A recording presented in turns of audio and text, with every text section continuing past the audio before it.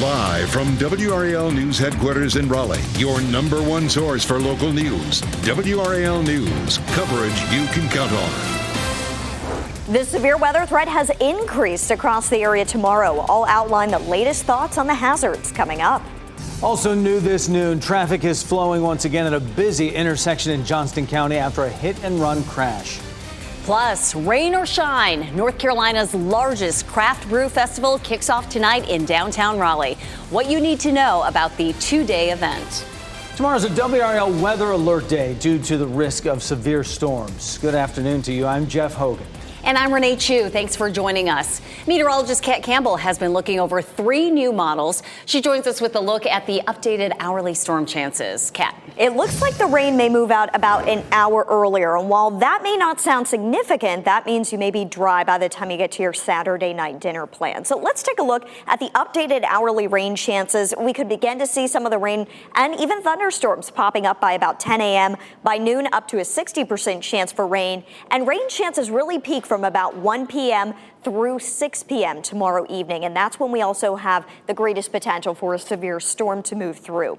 Most of the viewing area under a level 2 threat for severe weather. This was updated earlier today, damaging wind gusts, hail, and the potential for an isolated tornado. And that's new today. After looking over some of the high-resolution models and the storm ingredients, there is some potential for a rotating thunderstorm. That would mainly be north and east of the triangle. This is not likely. This is not a high-end threat, but we want to let you know about this, and we'll be very closely monitoring the radar tomorrow to keep you up to date and safe. 8 a.m. tomorrow morning, it's about a 20% chance for rain. So if you need to get outside, get some exercise and do it first thing in the morning. By 10 a.m., we are up to about a 30 to 40% chance for rain. It would be isolated activity, but we could see a thunderstorm already by 10 a.m.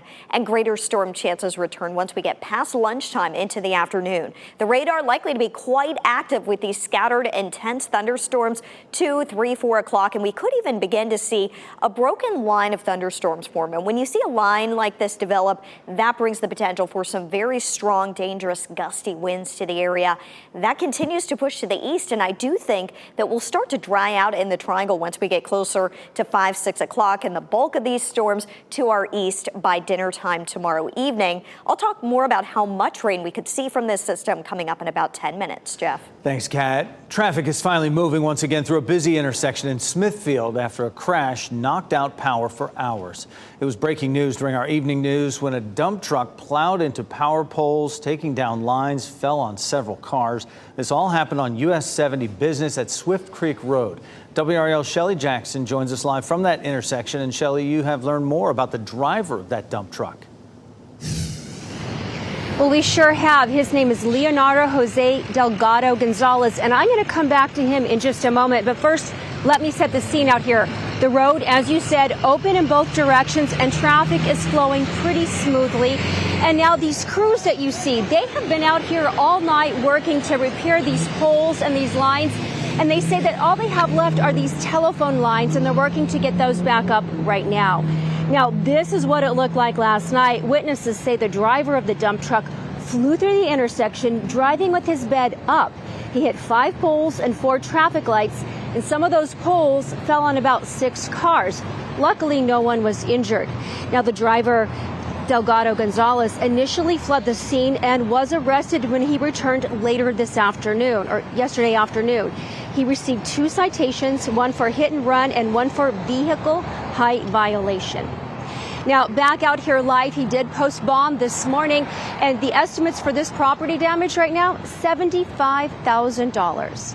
Back to you. Shelley Jackson live at Smithfield. It's good to see that running. I know there were some later accounts of when that would get up and going, so thanks for that report.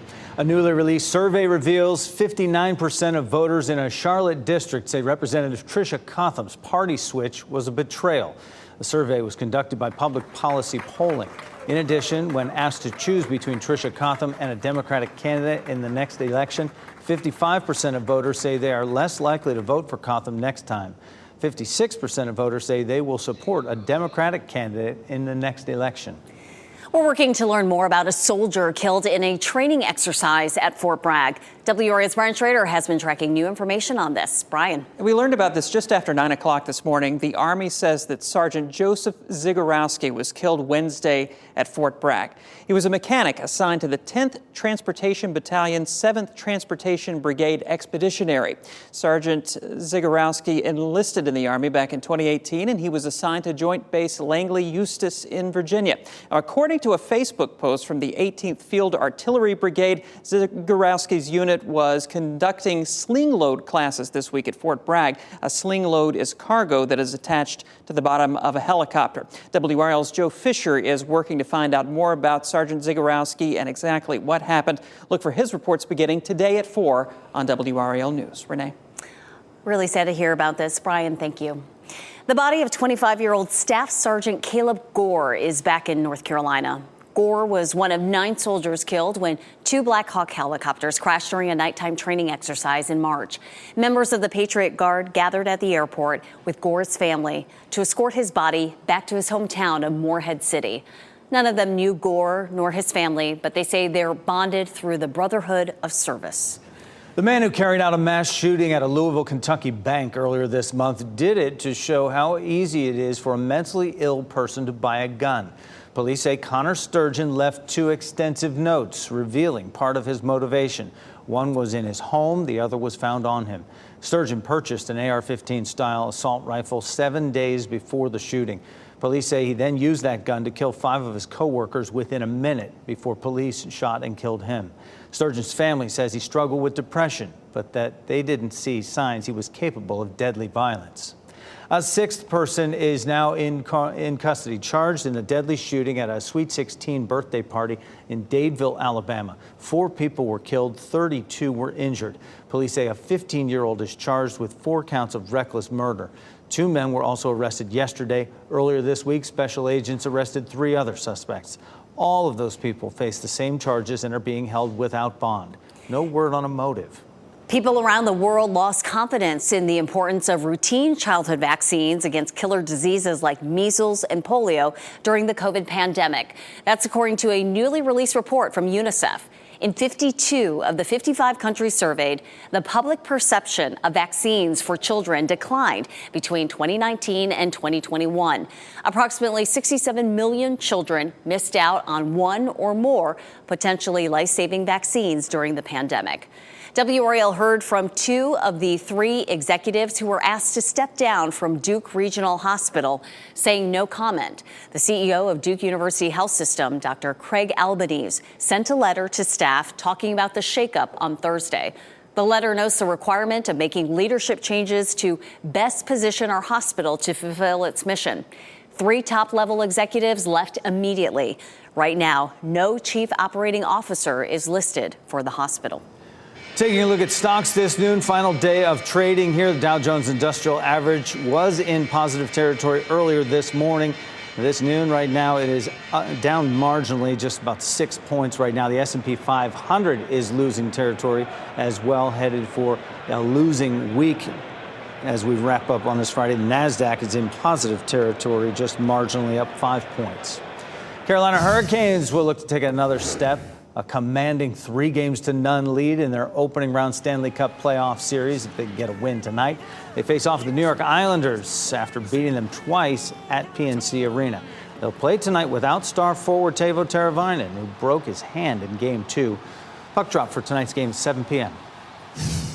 You're looking live at Fayetteville Street in downtown Raleigh, where North Carolina's largest craft beer festival kicks off tonight and continues for a full day tomorrow. Now, with storms in the forecast, WRAL's Laura Levine shares the plans for Broogaloo. Broogaloo officially kicks off tonight with a block party right here in downtown Raleigh from 6 to 10 p.m. But if you are heading to the festival tomorrow, you may want to grab one of these, a rain poncho. But despite the rain and the weather, organizers say that they believe that this will be an event bigger than ever before. Tens and thousands of people are expected to pack downtown Raleigh this weekend for the festival. And this year, more than 110 North Carolina craft breweries are participating. And all of the music and artists are from the Triangle. Jennifer Martin, the event director, says they're working with RPD and a private security company to provide event safety, and they will have a contingency plan for the weather. Saturday, we are looking at maybe potentially some showers, but good news, water and beer still go very well together. And so we will be happening rain or shine. In case of any lightning, there is a 30-minute delay. We just ask that you kind of seek some shelter for that time period, but we will resume and we are fully scheduled to go on as planned. And as far as traffic goes, these streets on this map will be closed throughout the festival. There is plenty of parking available as well. This event is free and open to the public, but you can support local businesses, vendors, as well as those breweries by just paying as you go, or you can purchase a wristband this weekend. Laura Levine, WRAL News in Raleigh. Next at noon, how does this happen? $20 million in gold and other valuables gone. The airport in Canada where it happened and what police know about how it disappeared. Also, a new way to make clouds generate more water. What it could mean for drought conditions out west. Plus, breast implant illness. At 12:30, the warning from a woman now reversing the process that made her sick. Download the new WRAL streaming apps on Roku, Fire TV, Apple TV, and Android TV.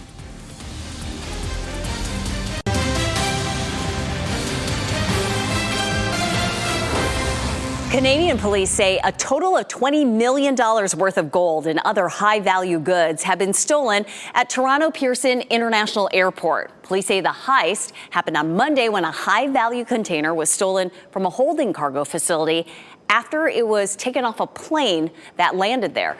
Police would not say what airline was responsible for shipping the cargo or where the flight originated. The SS Sally Ride cargo spacecraft departed the International Space Station this morning. The uncrewed spacecraft slowly drifted away from the ISS Unity module with the help of the space station's robotic arm. The spacecraft arrived at the ISS more than 5 months ago, carrying 8,200 pounds of supplies, scientific investigations, commercial product, and other hardware and cargo.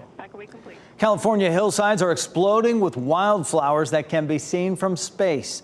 After one of the wettest winters on record, swaths of yellow, orange, blue, and purple paint the landscape this month. The state is also a lot greener than usual. Earth Day is tomorrow. An expert at UNC shared 6 easy ways to help the environment. And his easiest tip was use your dishwasher. Dishwashers are an amazing technology. They use about 80% less water than just washing your dishes by hand, right? So, an average dishwasher uses about 10 liters of water. If you go and wash that same amount of dishes by hand, you're going to use upwards of 50 liters of water. Search Earth Day on WRAL.com to see more tips, including what you can do with a Sharpie at parties.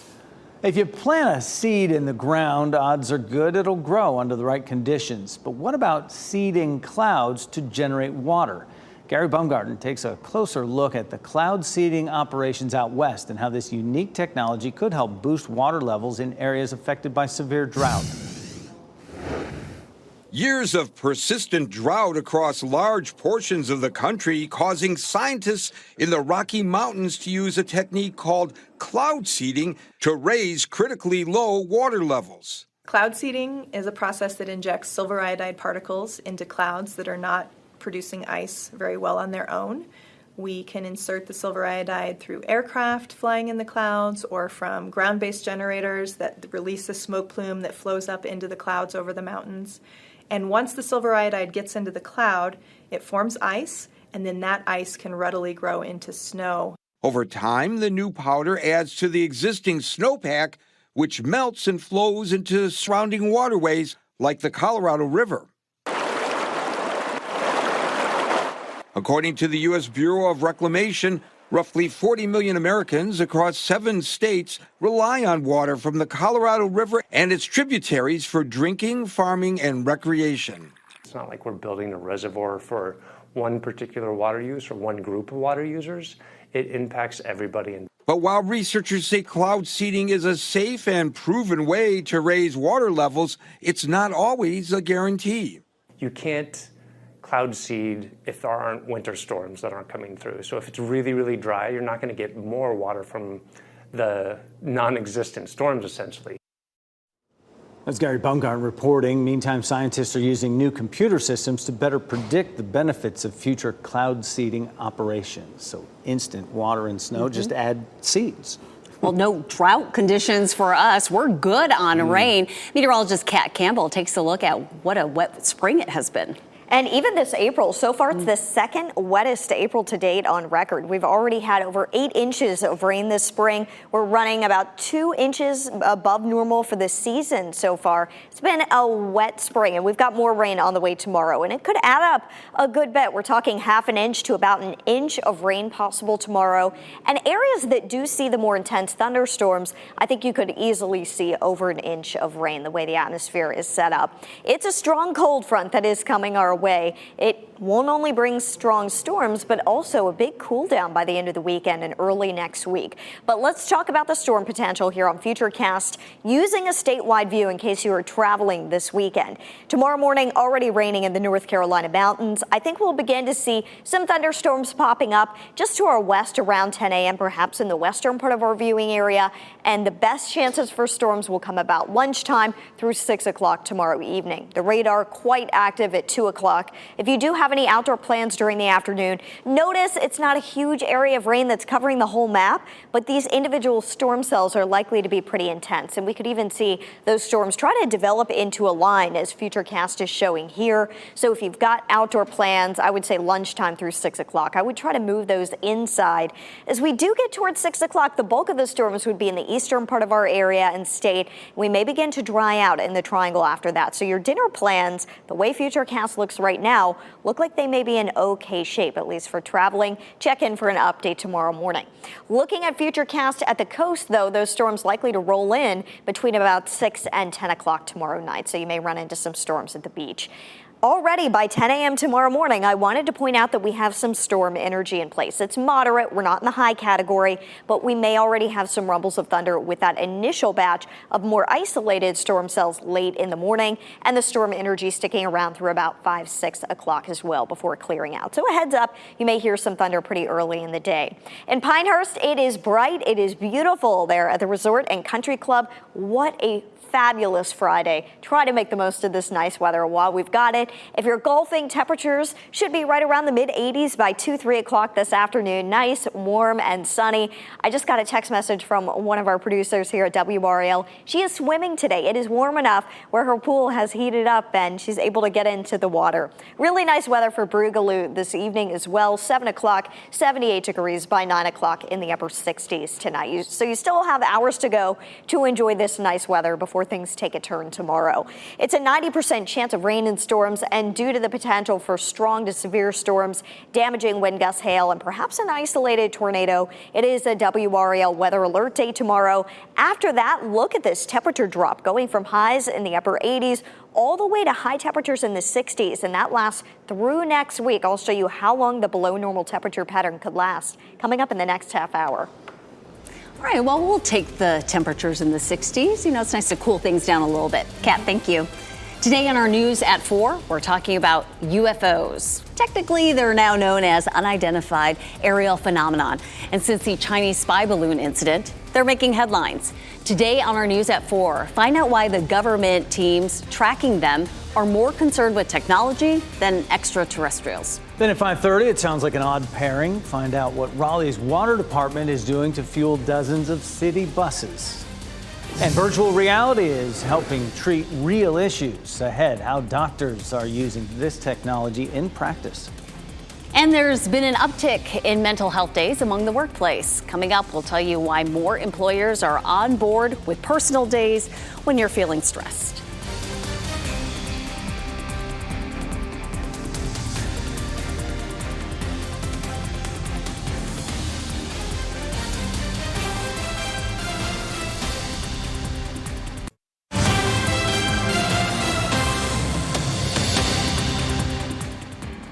happening right now in the WRAL Live Center. Some sports news to share with you this afternoon. The NFL says they are suspending 5 players for violating a gambling policy. 3 Detroit Lions were suspended indefinitely through the 2023 season for betting on NFL games last season. 2 others were suspended 6 games. And then Washington Commanders player Shaka Toney, he was also suspended indefinitely. The NFL has released a statement saying league review uncovered no evidence indicating any inside information was compromised. The Detroit Lions this afternoon saying the decision the players made violates league rules, and the Commanders saying they are cooperating fully with the NFL. Michelle, thanks. Twitter has begun taking away its blue check marks, and more than a dozen states want some Hyundai and Kias recalled. Those are among today's business headlines with Maribel Aber. Attorneys general from 18 states are asking for a recall of Hyundai and Kia models that are easy to steal. The vehicles in question were made between 2011 and 2022. They lack standard anti-theft features. That's led to a surge of the cars being stolen. The AGs say the thefts have created a serious safety issue and have led to at least 8 deaths. Hyundai and Kia are offering software updates, but the states call that response insufficient. BuzzFeed News is shutting down. It's part of a broader move by parent company BuzzFeed. About 15% of the company's overall workforce, or approximately 180 people, will be laid off. BuzzFeed News won a Pulitzer Prize 2 years ago for its reporting on the mass detention of Muslims in China. CNBC reported the division had lost about $10 million a year. Twitter has started to remove its blue legacy check marks. Users will have to subscribe and pay for the mark now. The change is another step by owner Elon Musk to move the platform more toward paid subscriptions. Twitter had awarded the blue check marks as a way to verify accounts and prevent people from impersonating high-profile users. And a number of celebrities have already said they won't subscribe or pay for the check mark once it's removed. IKEA is making its biggest investment ever in the U.S. The Swedish furniture retailer will spend nearly $2.2 billion over the next 3 years. It will open 17 new IKEA stores and modernize existing locations. 9 of the new stores will be what IKEA calls plan and order points. The format lets customers plan the layout of their kitchen, bedroom, or living room, and then place the order for the IKEA products needed. And those are your business headlines. I'm Maribel Aber at the NASDAQ Market Site. More jobs are allowing employees to receive personal days off when life gets too stressful. A Wall Street Journal report says time off is developed to address mental health in the workplace and helps keep the best employees. NerdWallet is one company that issues 4 self-care days per year. Other employers, like software company Alma, grant 2 days to process traumatic events. Now more workers are looking for companies that serve mental health needs. A new report says some doctors are using virtual reality to help their clients face their real fears. The method known as exposure therapy is making VR headsets more personal to help individuals face their fears. Doctors use this technique to create a safe environment for their clients to process traumatic memories. Wall Street Journal reports the Department of Veteran Affairs is starting a pilot program to send the device home with veterans. Several Republicans have announced plans to run for president in 2024, but we have yet to hear from President Biden when he is likely to announce his plans. Also, I felt like no doctor was taking me serious. They were like, it's going to heal, you're fine. In fact, though, she was not fine. One woman shares her personal decision to remove her breast implants after experiencing adverse effects. And here are your winning lottery numbers on your screen right now.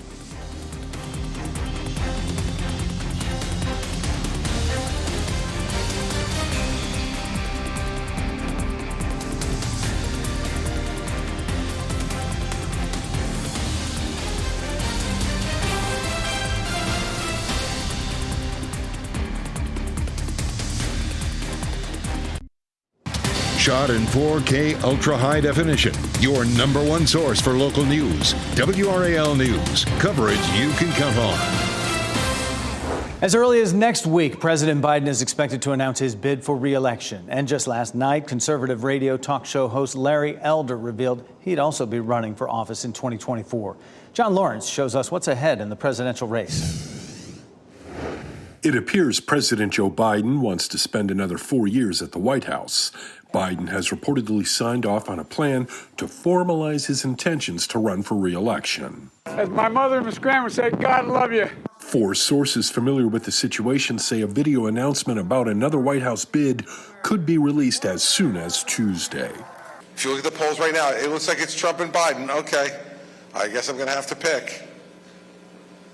Maybe we should try to avoid that. But Biden has more pressing matters than a possible rematch against former President Donald Trump, including this week's report from the Labor Department, which says first-time jobless claims are up and the looming deadline for raising the U.S.'s debt ceiling.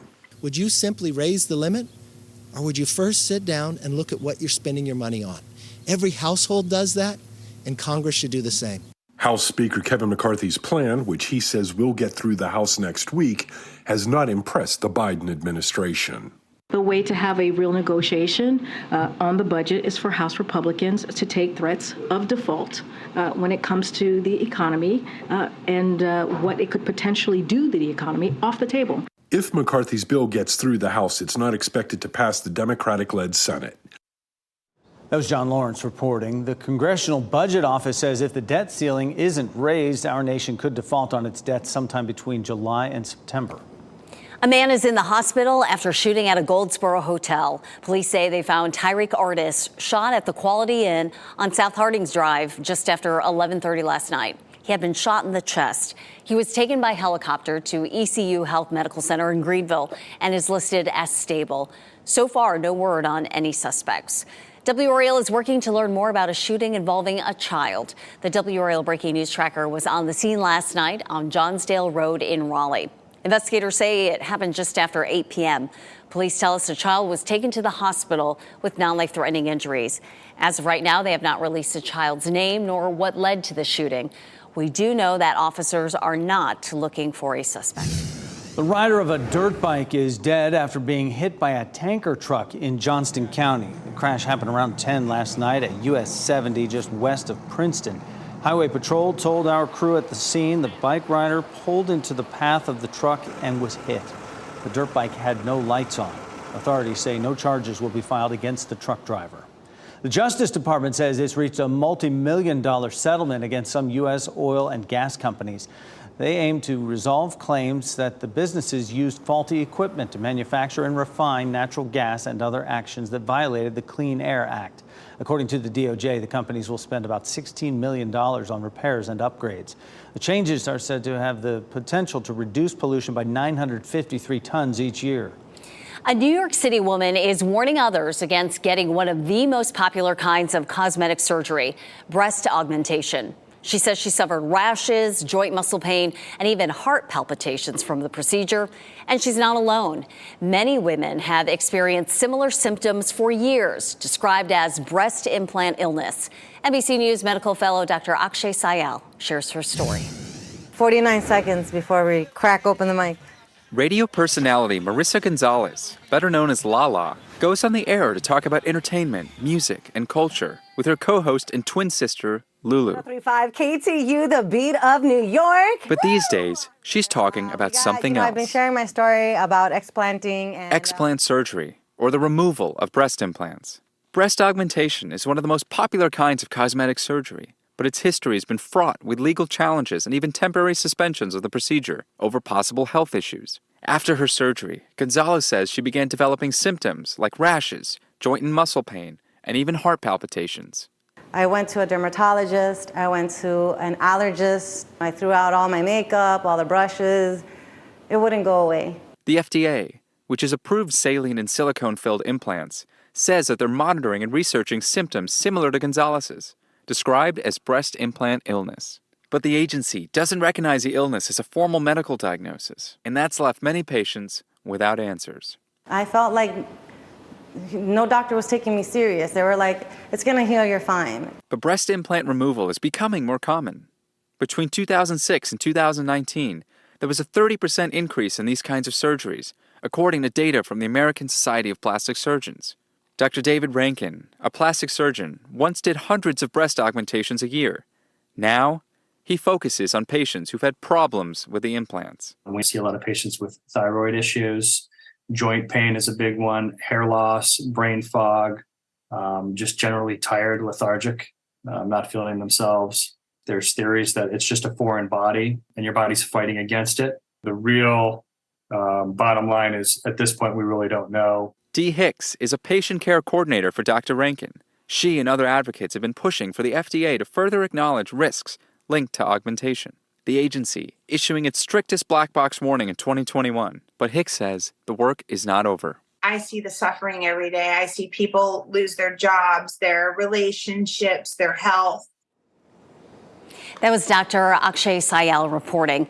Breast implant removal is typically performed while you are fully asleep under general anesthesia. And during recovery, it's normal to feel some soreness and discomfort for about a week. Yeah, risk signs been there for years now.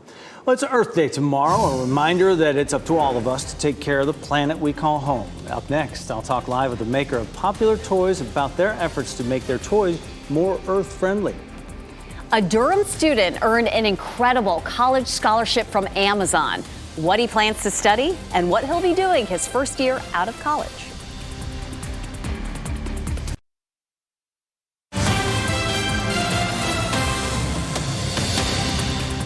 Our county-by-county coverage takes us to Orange, Sampson, and Cumberland counties. Hundreds of parents, educators, students, and law enforcement got together last night for an important community conversation in Cumberland County. The Cumberland County Family Academy hosted the School Safety Forum to address ways to keep students and staff safe. Suggestions include providing free gun locks for parents, hiring more mental health professionals, and employ at least one school resource officer at each school. Organizers plan to share the feedback with district administrators. A new park is scheduled to open this coming weekend along the Eno River.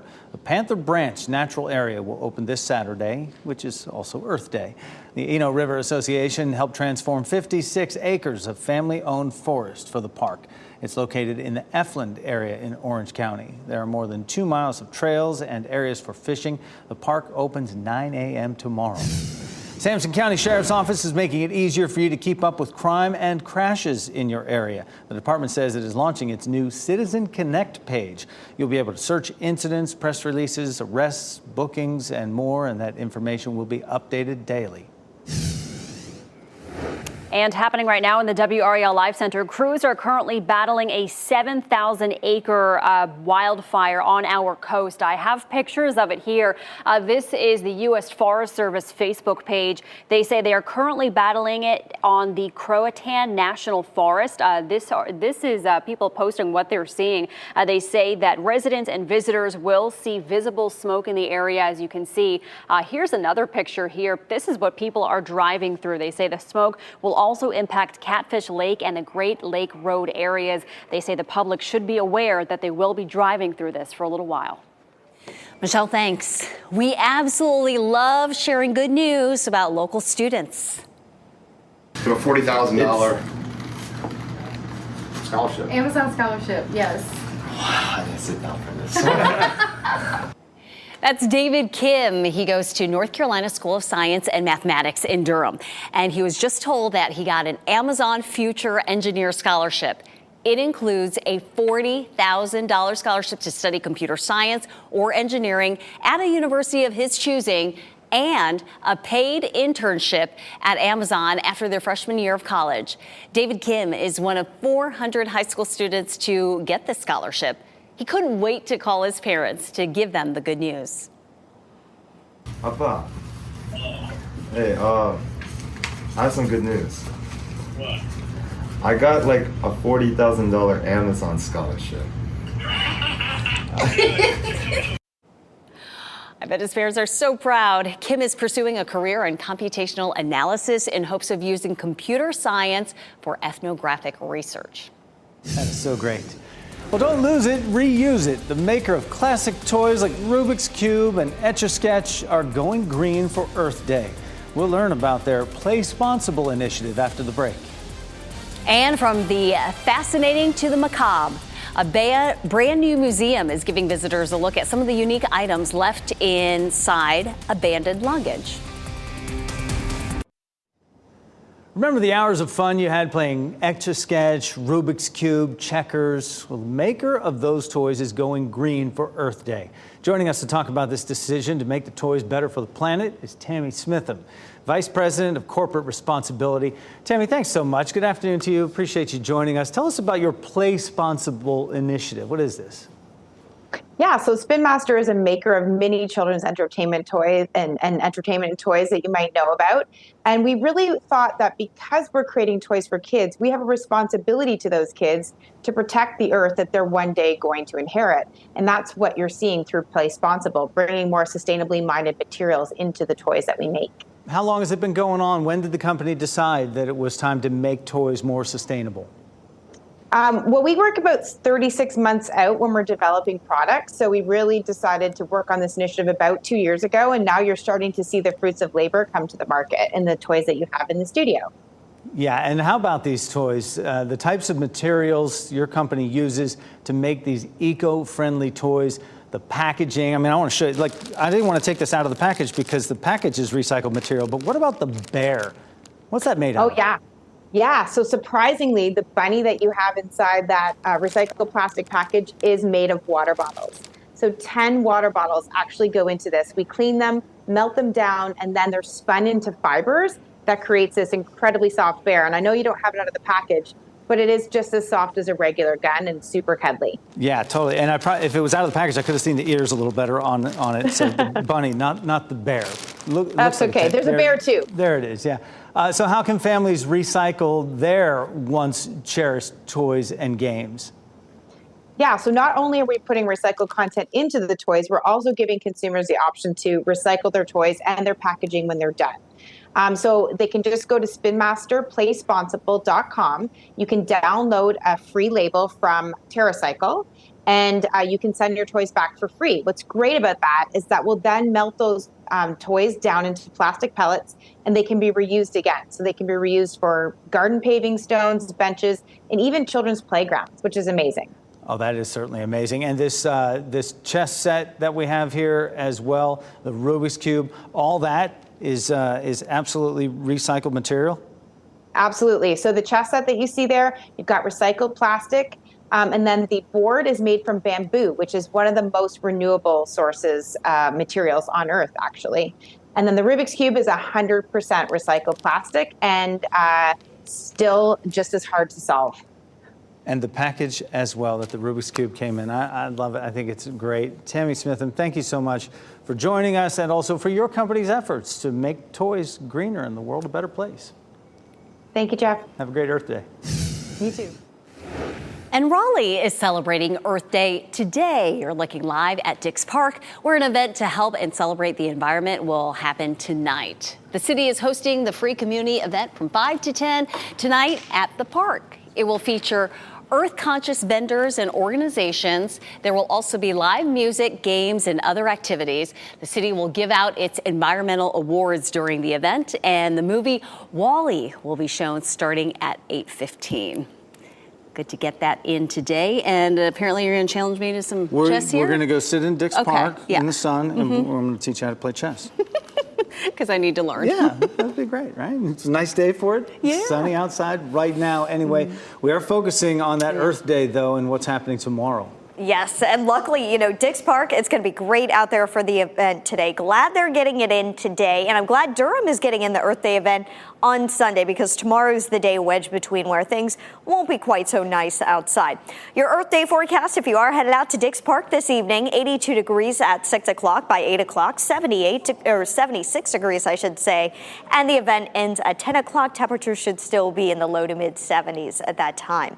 The next system that we are tracking, though, is a very strong one. Not only does it bring the threat for severe weather ahead of it tomorrow, but this is a strong cold front. You are going to notice the temperature change behind it. Here comes the cooler air that really begins to invade on Sunday. We're going to be in the 70s tomorrow for highs and then 60s on Sunday. And high temperatures in the 60s likely to last through all of next week. And that's pretty significant. Our normal high this time of year is in the mid 70s. So when you see high temperatures in the 60s, it's below normal. And there are signs that this pattern could last even past next week. Below normal temperatures are likely heading into early May. This is the temperature outlook for April 29th through May 5th, showing below normal temperatures for the central and eastern part of the U.S., above normal temperatures likely out west. The other factor here is when you see below normal temperatures like this, we typically have a big dip in the jet stream, and that also increases our rain chances. So I think that unsettled weather pattern will continue as well. The most significant feeling will be the low temperatures in the mornings and the evenings. That's where you're really going to notice the chill. Low temperatures drop into the 40s through much of next week, down at 42 degrees by Tuesday morning.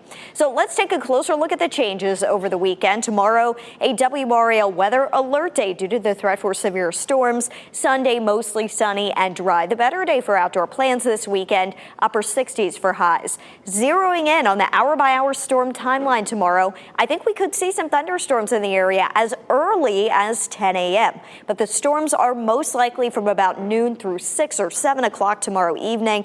That is when I think you really need to move your plans inside. And we should quickly see the storms clear out as we head into late tomorrow evening and tomorrow night. Futurecast tracking our storm chances. Let's take a look. Tomorrow morning, mainly dry at 8 a.m., about a 20% chance for rain then. But 10 a.m. through lunchtime, we see these thunderstorms blossoming, and as this front moves through the area, storms likely through the afternoon and early evening. We're likely to see some of those storms continue tomorrow night at the North Carolina coast if you're headed east. Tomorrow is our best chance for storms out of the next several days. Once we cool off behind this front, check out next week's forecast. High temperatures in the 60s all week, lows in the 40s and 50s, and that could come with some rain by the time we get to the middle of next week. The pattern looking quite unsettled, so make the most of your Friday. Today just could not be a more gorgeous day outside. And luckily, the humidity is low as well. Renee and Jeff. Yeah, Kat, thanks. All that comes with some prior planning, and several events in our area planned for the weekend are now rescheduled because of the threat of storms. In Raleigh, the American Cancer Society Relay for Life is postponed. It was supposed to be tomorrow at Halifax Mall. WRAL's Brian Schrader is the event MC. The new date for the Relay for Life is May 20th. Now, if you've ever lost luggage or personal items on a trip, you may find them at a museum. Coming up, we'll tell you about the exhibit that holds 53 years of abandoned treasures. We wrap things up with a look at a few of the headlines we are following for you today. Traffic is moving again through a busy intersection in Smithfield after a dump truck crashed, causing a power outage. Police say the driver in that crash is Jose Delgado Gonzalez.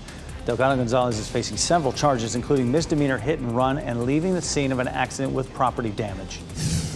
Today, Fort Bragg announced a soldier died during a training exercise earlier this week. Sergeant Joseph Zigorowski died Wednesday. Bragg leaders did not share any additional information about the training or what went wrong. He will be posthumously awarded the Meritorious Service Medal. And breaking news right now related to the state community college system. The state board approved the hire of Jeff Cox to serve as the system's 8th president in 8 years.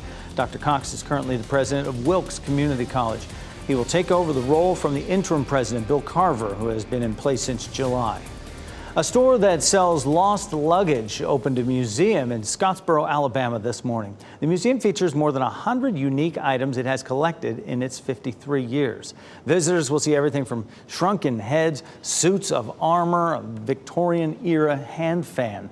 Last month, unclaimed baggage got an international nod when director Daniel Scheinert wore a black tuxedo from the store to the Academy Awards ceremony.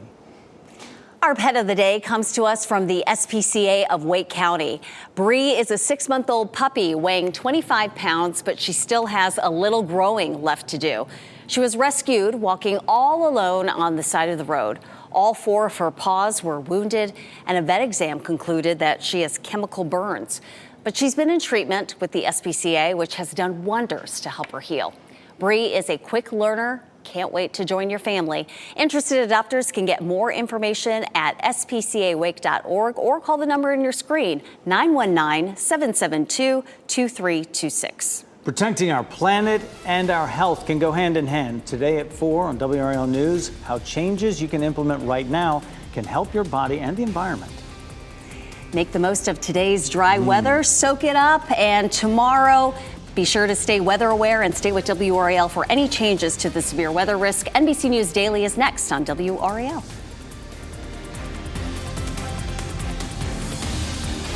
Keep watching WRAL News over the air channel 34 and Spectrum channel 1257.